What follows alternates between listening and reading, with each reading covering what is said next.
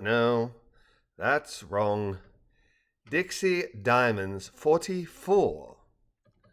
Cooktown, 11:48 a.m. Like so many rural residents, the Bordens made monthly trips into town for restocking. For most of the country folk that lived in the northernmost 800 kilometers of Queensland, the first Saturday of the month was the single most popular day to go into the city, regardless of which town or city that happened to be. Living so remotely, the Bordens likewise relied on monthly trips to Cooktown to purchase necessities, luxuries, have a monthly date night, and to pick up new library books while dropping off the previous month's literature. When they'd first moved from Machiador to Dixie's homestead, they'd originally driven into Cooktown on the first Saturday of the month for their monthly shopping, a decision made by force of habit rather than conscious thought. Weekly shopping on Saturday mornings had worked well when they'd lived in the highly developed coastal city of Machiador, but new circumstances made Saturday shopping far from ideal. Accustomed to shopping in Machiador with its 63,000 residents, multitude of grocery stores, dining establishments, and other luxuries scattered within its 12.5 square kilometers, weekend shopping made sense. But things city folk take for granted don't always hold true in the bush. It had been through trial and error that Liz and Ed had discovered that Saturday shopping was far from ideal, and that the final Monday of the month was their golden hour for visiting the city. Though the Bordens religiously set out early from Dixie for their monthly shopping trips, on May 4th, 1991, they failed to get an early start and arrived to particularly slim pickings on the grocer's shelves. Their tardiness had resulted from their neighbor, Amanda Ramirez, phoning for help, and once they'd driven to the Ramirez homestead and helped Amanda and Andy with their sheep stuck on the barn roof problem, their late departure, naturally enough, made for a late arrival. Their neighbor in need is a neighbor indeed good deed had caused them to leave from their Cooktown restocking trip far later than usual, and their late arrival at the grocery store had presented them nearly empty shelves.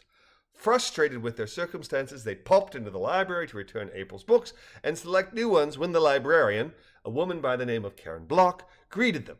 Until then, the Bordens and Miss Block had had a very superficial relationship, but Karen, reading their expressions and body language, had asked if everything was all right, and the Bordens had subsequently laid their burdens at the librarian's feet.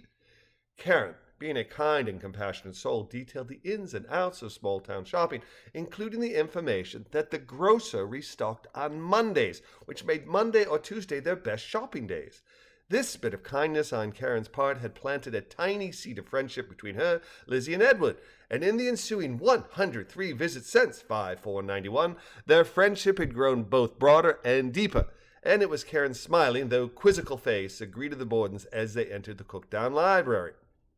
"Well, good afternoon," Karen called out as she came out from behind the circulation desk and held her arms open for a hug. "What a pleasant surprise. I wasn't expecting you until Monday.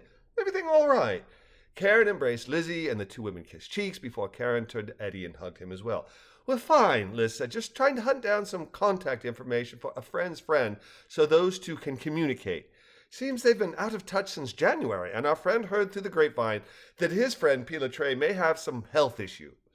We're going to search the employee email list at the university who was last working in hopes of finding a current email address for him. It would mean a lot if we could do that." "Ah," Karen said, smiling, nodding. "Mission of Mercy, eh? I'd love to help if you'd like." "That would be lovely," Lizzie said, flashing her bright smile. "You're always so helpful." "Thanks," Karen replied, nodding towards the library's single open to the public computer terminal. "But it's a pleasure helping people who are trying to help someone else. What's this friend of your friend's name?" "Dr. Pilatray de Rosière," Edward said. "We think he's on staff at École Nationale des Engineers in Metz, France. At least he was." "Well," Karen replied, nodding to two chairs on either side of the one she pulled out for herself before she sat down in front of the computer, "seems as good a place as any to start. My French is horrid. How do you spell that, university?"